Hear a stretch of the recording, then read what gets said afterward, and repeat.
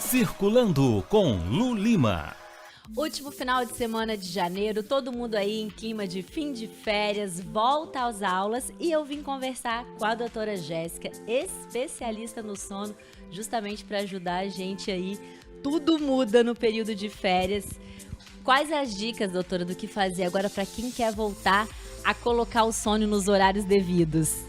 Então, durante as férias a gente tem uma quebra da rotina mesmo, né? Então, as pessoas vão dormir mais tarde, acordam mais tarde, dormem durante o dia. Isso é o normal mesmo, né? Das pessoas quererem relaxar e fazer coisas que elas não podem fazer no dia a dia. Então, a gente tem aí alguns diazinhos aí antes de começar a aula. É sempre bom a gente pensar que o nosso corpo, para funcionar bem, ele precisa de rotina. Então, um horário para acordar, um horário para dormir, um horário para se alimentar, isso é muito importante.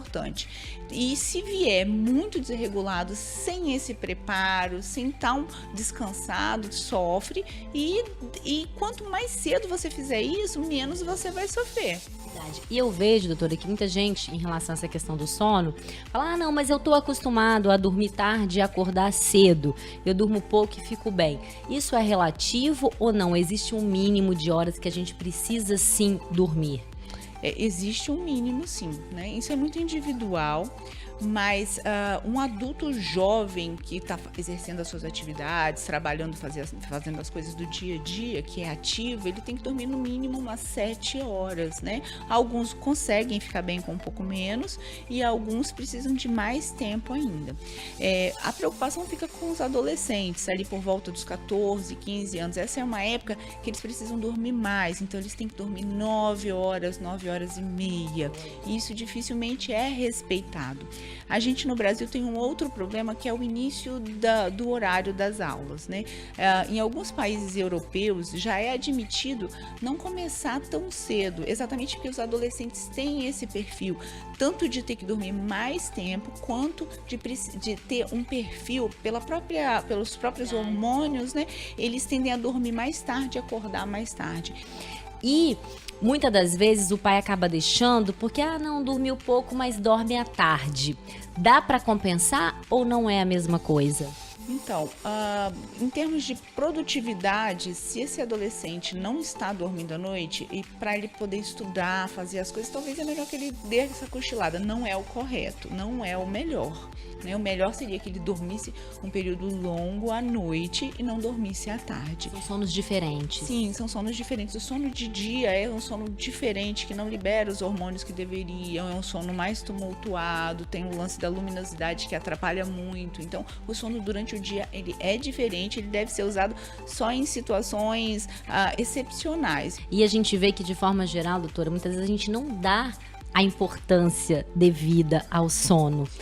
E quais são os principais, malefícios mesmo que traz, principalmente para quem está estudando, para quem está, em atividade de trabalho mesmo que requer uma disposição grande? Quais os principais malefícios de quem não tem uma boa noite de sono, um sono de qualidade com as horas adequadas? Então, a gente tem um problema da quantidade e da qualidade do sono, né? Então, as pessoas, por terem outros afazeres ou acharem que o sono não é importante, elas vão executar outras tarefas no horário que deveriam estar dormindo. Então, a gente chama isso de uma privação espontânea do sono. A pessoa decide que não vai dormir, que vai fazer outra coisa, seja lá o que for. Às vezes lazer, às vezes atividade física, às vezes estudo.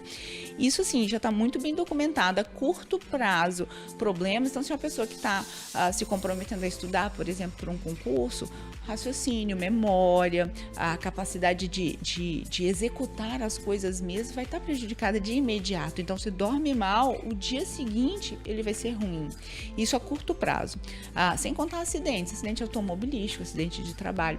A longo prazo já está bem definido algumas doenças relacionadas a esse sono ruim, né? E aí entra a hipertensão e todos os problemas relacionados à hipertensão, como problemas cardiovasculares, renais, a maior tendência a acidente vascular encefálico, a piora das demências, dos processos degenerativos neurológicos. Então, isso já está muito bem definido, que tem a ver com esse sono ruim que as últimas décadas foi meio que colocado, né? Ó, dormir é perda de tempo, quando você morrer você dorme, tem muita coisa para fazer acordado, enfim, essas coisas que na verdade cada vez mais a gente vê que isso está errado, que quem dorme bem é muito mais produtivo, em termos assim, as pessoas falavam assim, não vai dar certo na vida porque é dorminhoco, provaram que não, esses que dormem, que estão tranquilos, são aqueles exatamente que têm muito mais capacidade de raciocínio, de aprendizado do que aquele que é agitado e não quer dormir. Isso já está bem documentado assim,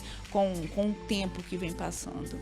Muito obrigada, que a gente possa então cuidar mais do nosso sono, dar a devida importância e que esse retorno aí, ou volta às aulas, ou fim de férias, seja com mais qualidade, que a gente dê essa atenção especial para o nosso sono.